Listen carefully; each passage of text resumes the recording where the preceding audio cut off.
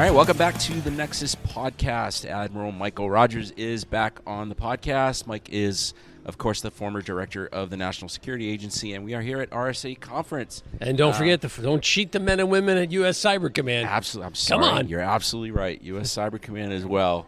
And at the conference this week, there's going to be a reunion of former NSA directors. The last four directors on one panel. That's awesome. I think it's great. It's a very intriguing panel discussion. I can't think this will be the first time the four of us have ever been together as former directors. It's great. All four of us. Unfortunately, as we're recording this, the panel hasn't happened yet, so I can't ask you about what went on. But I need to know, do you guys have a group chat going? No, we don't. No. I have seen two of the four of us. I have seen two of the other three, and all I said to them was, "Hey, let's just no scripting, let's just see where it goes." This is what people want to know. I'm like, "Hey, let's just have a conversation." Absolutely. No, it is great though. I mean, it's a small fraternity of people who have sat in that seat. It's a Ted Schleen who convened it. I brought him on the advisory board at NSA, and he knows all of us. So, I will say to Ted when we see him later today, there's very few people who could have convinced the last four living directors to show up in one place at one time. And all kidding aside, do you guys regularly talk? I mean, I don't know what your personal relationships are. Right, we'll interact. Yeah. I haven't seen General Alexander for a little bit, but sure. General Haugh and General Nakasone, the three of us, interact all the time. Yeah. And you tend to run each other, Davos, Munich, conferences, Yeah. It's a small ecosystem that we run in. So the private conversations are the ones. They are the most interesting. Everybody wants to know. They are the most interesting. How much does that job change from administration to administration?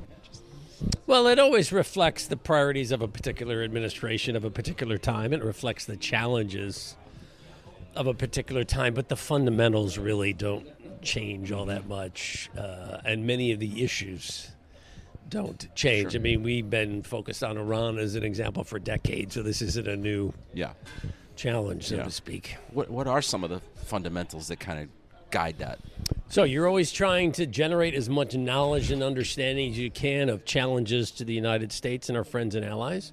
You're always trying to make sure you get a sound group of men and women to help you do that. So personnel management, how you create, recruit, retain, train, educate the workforce is always huge.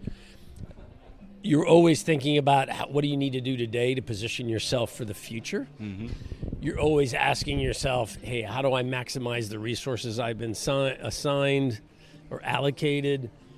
You're always asking yourself, what's the right mix of resources against what priorities? That, balancing money and people against priorities never changes. You're always trying to make sure that you're aligned with your key partners, whether that be both in the United States as well as globally, both within the government and within the private sector. That's a dynamic that hasn't changed, never changes in my experience. And a lot of that sounds like kind of relationship building and just kind of building a team. Yep. But then you have real work. I mean, behind that. Right. Like, how do you prioritize? Right. For you personally, you are, particularly because you're running two organizations simultaneously, Cyber Command, which is a 4-star combatant commander command, and the National Security Agency, which is the largest intelligence organization in the U.S. structure. If we're honest, it's the largest in the free world. Sure. So it's big. And so you're trying to run two global, really significant organizations simultaneously. So one of the things you got to do is sit down with both the deputy director of NSA and the deputy commander at NSA and have a discussion about, okay, how are we going to make this work? How is the 4-star going to allocate their time? What's the sense of how the 4-star wants to work the relationships? The way I always did it was I told the deputy director and the deputy commander, look, the only way this is going to work is if you guys function as the chief operating officers. You can't wait for me to approve everything. If we do that, it just grinds to a halt. Mm-hmm. So as a commander and as a director, that means one of your core jobs is to make sure you have clearly articulated what in the military we call commander's intent. What are the priorities? What's the strategy? Once everybody's aligned on that, then it's all about execution and oversight. And you're counting on others for the execution piece while you're trying to do an oversight kind of thing. And then as the 4-star, you're very focused on engaging with key partners, whether it's other combatant commanders, whether it's the members of the Joint Chiefs and the service chiefs and the chairman, whether it's the White House and the president, whether it's the Hill and your congressional oversight committees, whether it's intelligence and cyber counterparts all over the world, but particularly in the Five Eyes structure, as well as, Israel is a key player, always has been. You're seeing that in the whole, with the Iran issue. That's always important. So always spent a lot of time with 8200, and Mossad was in Tel Aviv, personally trying to work with them. They would come to see us personally.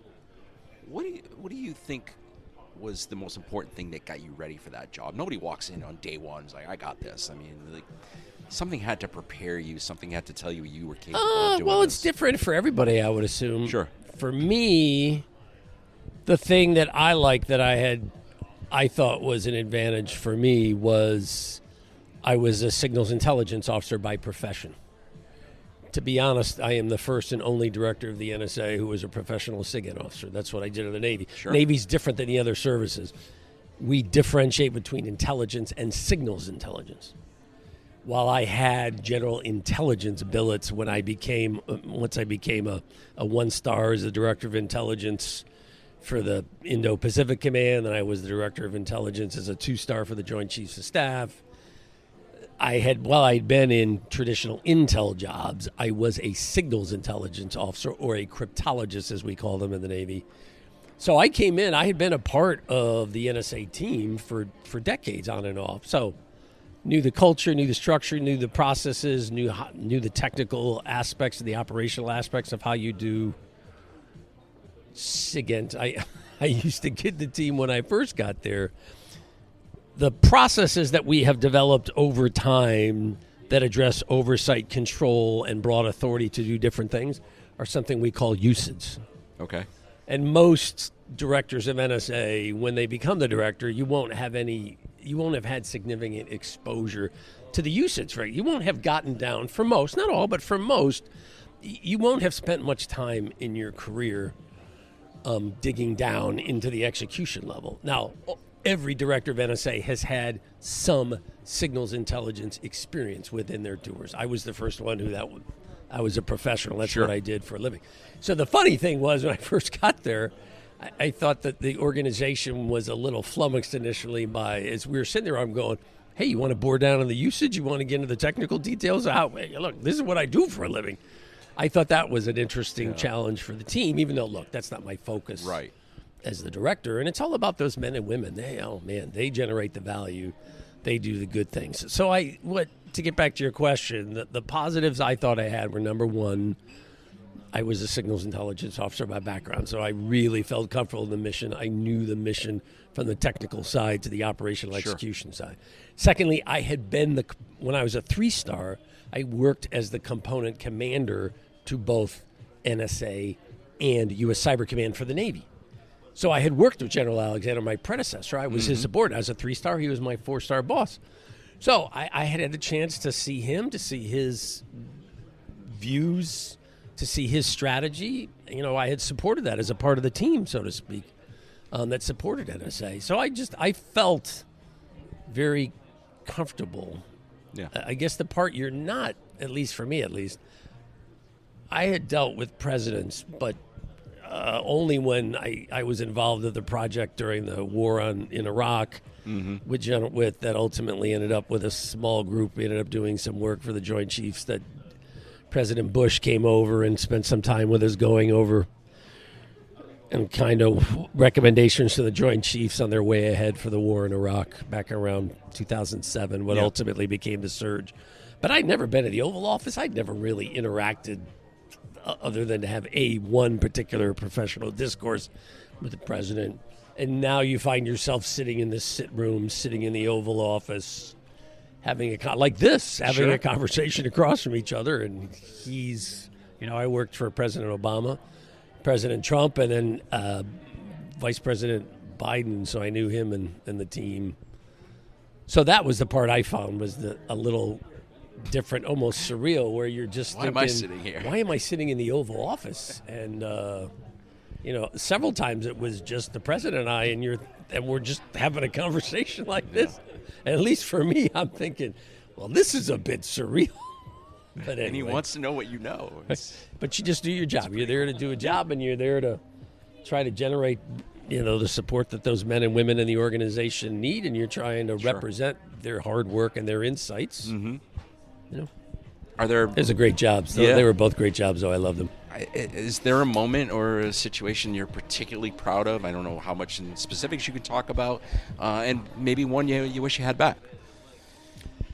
In general, I was always proudest of when it had gone wrong and the team flexed and overcame. That, to me, always was the part I felt the proudest about. And to be honest, it was always the part where I thought, when everything's going great, they don't need me. Everything's going smooth. They're happy. Everything's going well. I thought it's when things aren't going well that the power of leadership, not just mine, but the whole organization. Yeah. When things aren't going well, you really see the power of leadership. You really see the ability to bring a team together when it's dealing with something really difficult, really challenging. In many cases, maybe something it didn't anticipate or something that has bitten it in the butt. Now you're trying to figure out how you overcome it. I love that. My attitude was, hey, at this stage in my career when I'm in those jobs, I literally have trained 32 plus years, and I'm thinking to myself, this is why I spent 3 decades getting ready for this. It's not quite. I loved it. It's not quite never waste a crisis, but it is. I always felt, hey, never wait, because I would always tell the team, I have zero interest in returning to a status quo that failed us. So don't come back to me with, well, here's what we're going to do, go to back where we were.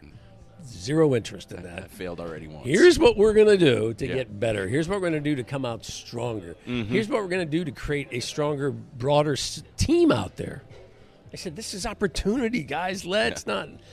Sadly, the team, I'm sure, got so sick of Roger saying to them, never let a good crisis go to waste. We're coming out of this stronger. Well, as I said, the panel, I wish it had happened already, but I'm sure it's going to be a fun time. I look forward to it because there are 3 great individuals. Yeah. They were all teammates. We have all known each other for 10, 20 years. It's a small little world. So just a last kind of question about the role of director. Just the toll. I don't know if it's a toll is the right word, but like, what happens to your personal life? Do you sleep well? Life is just work. Yeah. I mean, I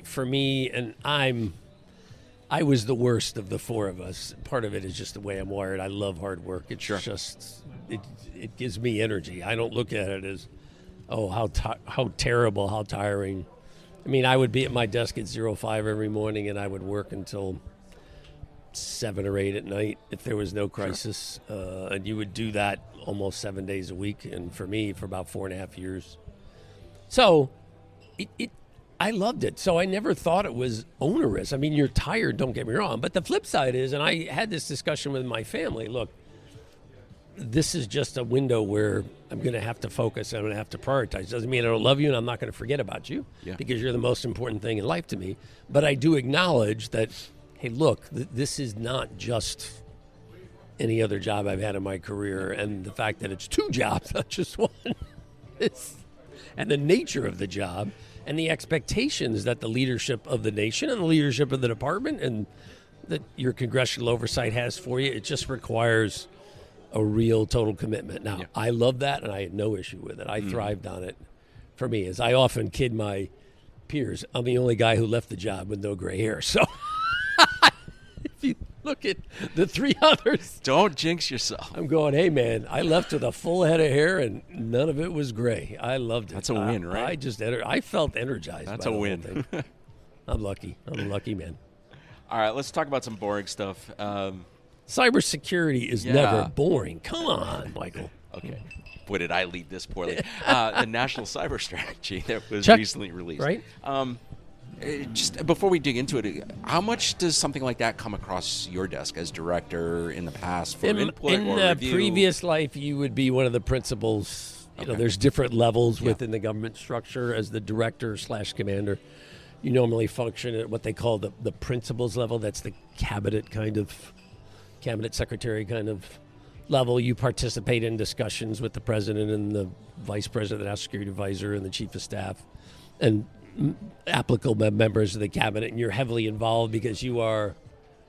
It's interesting. It's one of the things I really enjoyed about cyber, in the sense that in those jobs, you are treated as both an operational commander because you have to execute, but you're also perceived to be a kind of technical expert, and at least in the sense that you understand cybersecurity, you understand the policy implications, you understand how you create cybersecurity frameworks.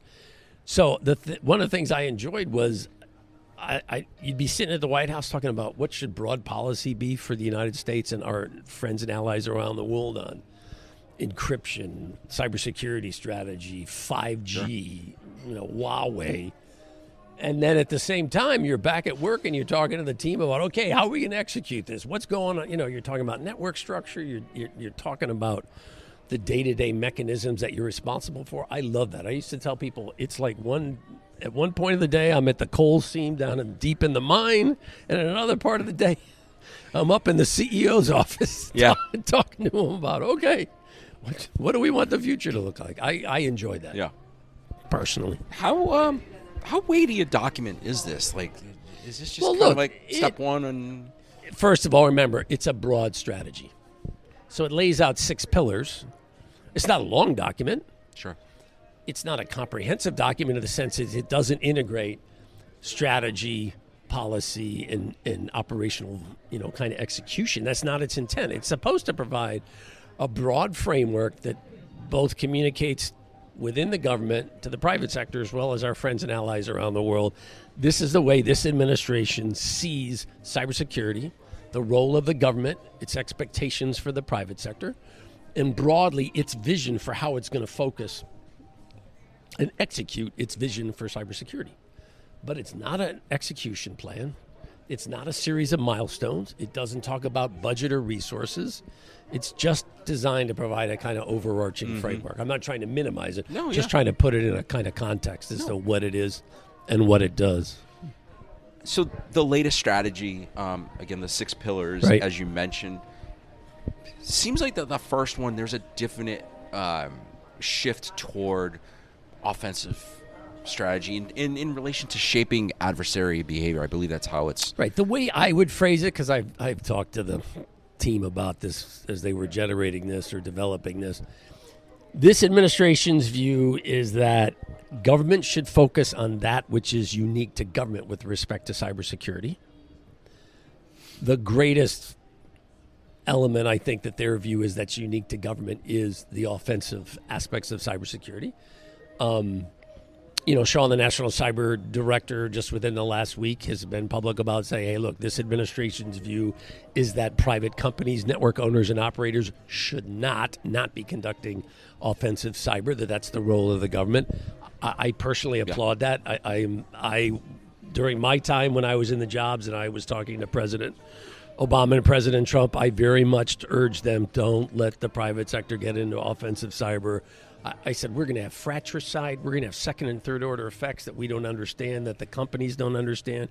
We're going to create huge legal liability for some of these companies if they go down this road. I just thought, if we think it's messy now, geez, this would be like potentially this would be very chaotic. I said, I just don't think that's the smartest use of finite resources. Is it fair to read it in this version of the strategy that this shift toward offense is coming at the expense of defense? Do you read it that way? No, I don't read it that way at all. Okay. The way I read it is if you look at the 6 pillars, they clearly believe in technology and the role it's going to play. They clearly believe in people.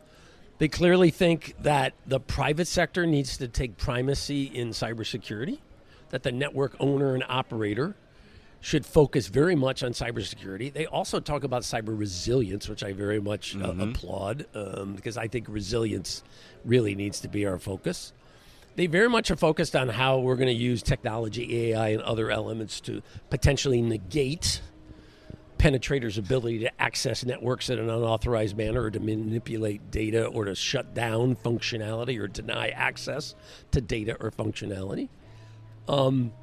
But you can tell, and I say this having talked to them multiple times, they also, my sense, believe that government needs to focus on that which they are uniquely positioned. So, for example, they are very high on the idea, which we've seen previously, of government providing threat information, government providing warning, government providing insight and knowledge to help network operators defend. Yeah.